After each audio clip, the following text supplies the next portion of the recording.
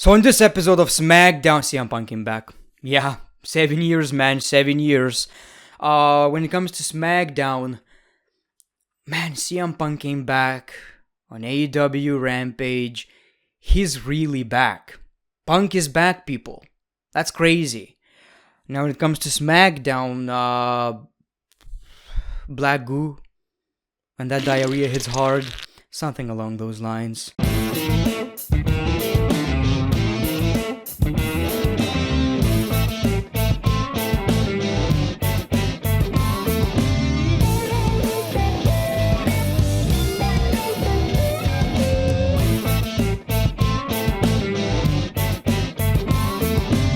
Welcome everybody to a brand new episode of Greatness of SmackDown. I wouldn't call this a very bad show, but oh boy was it boring. Outside of Edge and Seth Rollins, I honestly didn't like anything because we basically got rematches, and even John Cena's and Roman Reigns' segment was bad in my opinion. I know it's crazy to say, I don't think it was good. The biggest reason I didn't like this segment is because it didn't make any sense whatsoever, and I'll get to that a little bit later. I guess with that show I wasn't, say the great one, say the word, satisfied. It's really hard to focus on SmackDown right now because obviously in every wrestling fan's mind right now is CM Punk's return.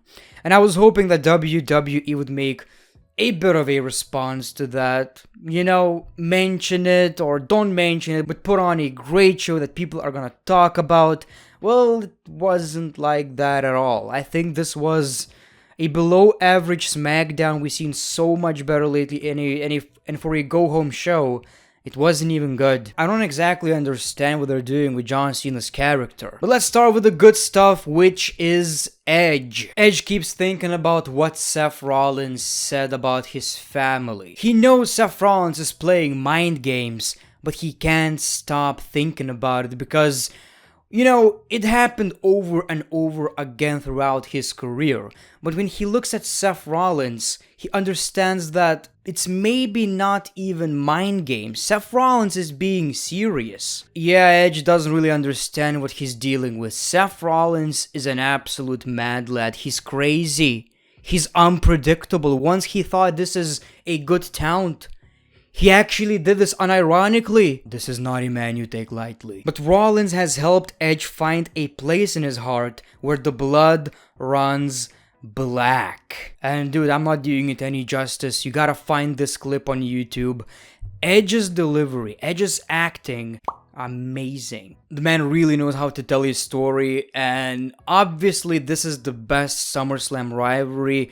You could even argue that this is the only good SummerSlam storyline. Edge sees clearly on this day. He sees that at SummerSlam, he doesn't have to just beat Rollins, he has to break and humble him. He's gonna burn Rollins down. This is a crazy ass motherfucker. Look at this guy.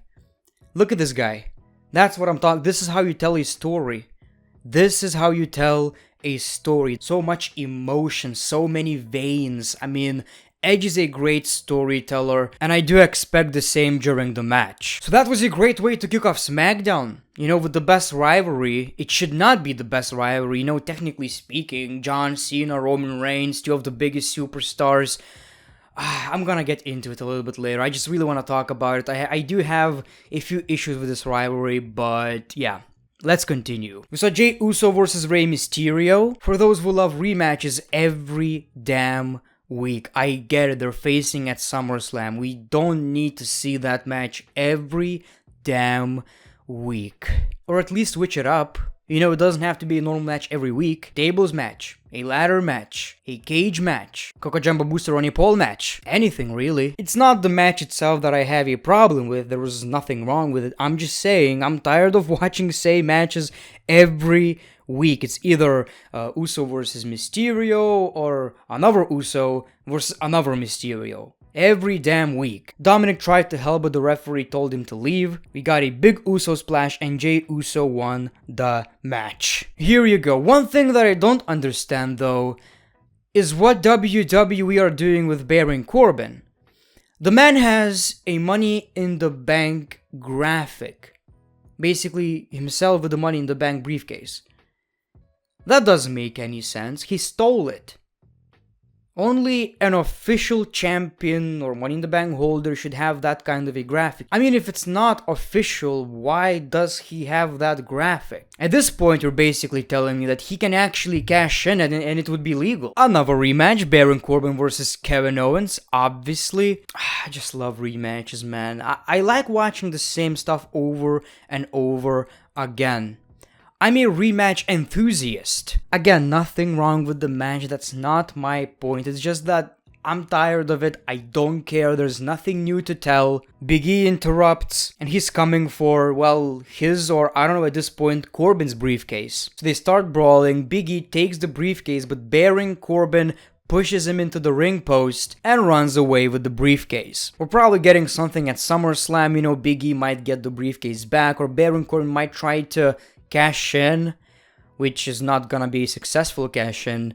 I mean, let me know, what does that mean? Is that legal? If I go to WWE.com right now, will I see Baron Corbin with a briefcase? Because if he has a graphic, and if he's stealing it, he probably must know that, well, I can cash in. If it's just a prop, and if he can't use it, he shouldn't even try to steal it. That wouldn't make any sense. So let's go to WWE.com and let's check if it makes any sense. And it does. They don't have your Money in the Bank briefcase on WWE.com listed, so they probably have no idea either. Championship Contenders match. Natalya and Tamina Snuka versus Tegan Nox and Shotzi Blackheart. Championship Contenders matches need to end. They needed to end a long ass time ago. A champion losing is one of the rarest things that need to happen in professional wrestling. Only when needed. It doesn't make sense. Nox and Blackheart won, and I assume they're the number one contenders right now. I lost count. We're getting championship contenders matches every week. We see Seth Rollins in the ring. People are chanting, "We want Edge." He says, "You already got him." Rollins says Edge won't be able to find the darkness because that part of Edge is dead and gone. The Brood's music hits only the intro, and Edge is looking like a vampire. Tells Rollins to be aware because the freaks come out at night and Rollins will never see it coming. He laughs, the lights go out, and we see a huge amount of diarrhea being dropped on Seth Rollins. Probably Sting. I blame Sting. Sting from the rafters, you know, just taking a little poo-poo. Probably Sting. Might be Edge too. Does Edge have superpowers? I thought it's only Alexa Bliss. I'm not sure at this point. So yeah, at first it kinda seemed like dark red, but it was actually black because Edge said black blood is running through his veins. Which is okay, I get it. Black blood, which means it's evil blood. In reality, it's black because WWE is PG and they can't have blood all over the ring. Obviously. I mean, yes, they kind of got out of that situation. You know, it kind of makes sense because of the promo. Then again, it's only because it's PG. The crowd were chanting holy shit, but WWE, they turned off the audio, we couldn't hear it. I get it, man, it's PG, but you allowed Goldberg to say bullshit. Can't you do the same here? Man, it's wrestling. It's about fighting. It's literally about people fighting and you're blurring out words, having black blood instead of red. Come on. It's not supposed to be for children. I know it is right now because it's PG, but it doesn't make any sense. Same goes with Nikki Ass. Kids don't like that stuff. Kids want to see badass superstars. That's what we liked as kids. That's what you need to do. That's why people like Becky. She was badass. Or, you know, to appeal to younger kids nowadays, I don't know, a superstar was doing TikTok dances. God, I don't want to give them ideas. God, no. We saw Montez Ford versus Otis, in which Otis won. We saw the Intercontinental Champion Nakamura and Boogs versus Apollo Crews and Commander Azeez. And you can see that the push is basically over because even Commander Azeez wasn't being treated as such a giant and a monster anymore.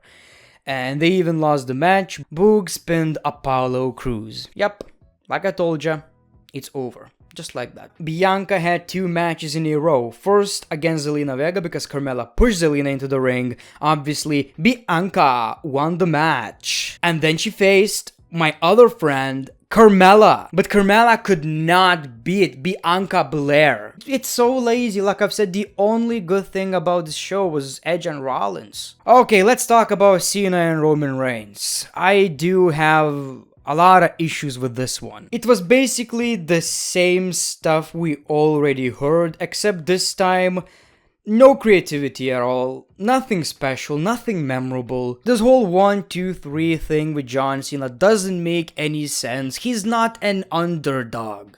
How does that? It's John Cena. John Cena is talking about how he only needs 1, 2, 3 to beat his opponent. What? Why are we acting as if Roman Reigns is facing Drake Maverick or Hornswoggle?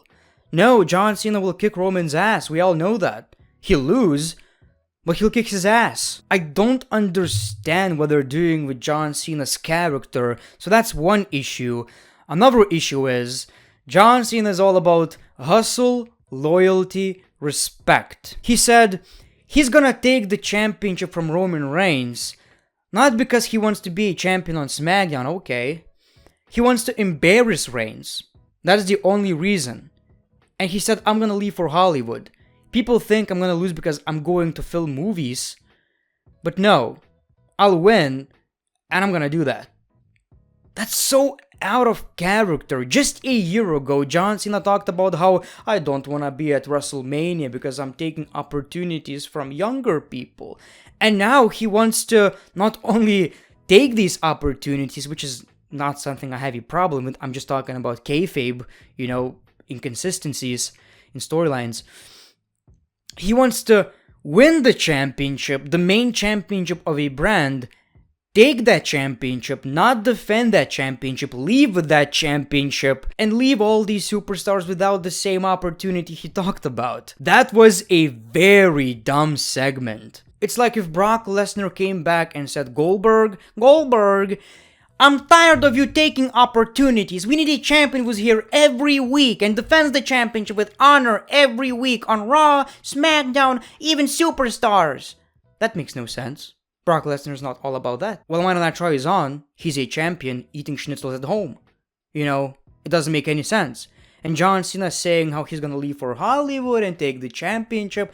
It's so out of John Cena's character, it makes no sense. But yeah, that was your SmackDown. SummerSlam is happening tonight. Don't get me wrong, I'm excited about the match. It's gonna be good, it's a huge match. I'm just saying that WWE didn't do a very good job with that storyline. So that's all I got for you today. By the way, CM Punk is back.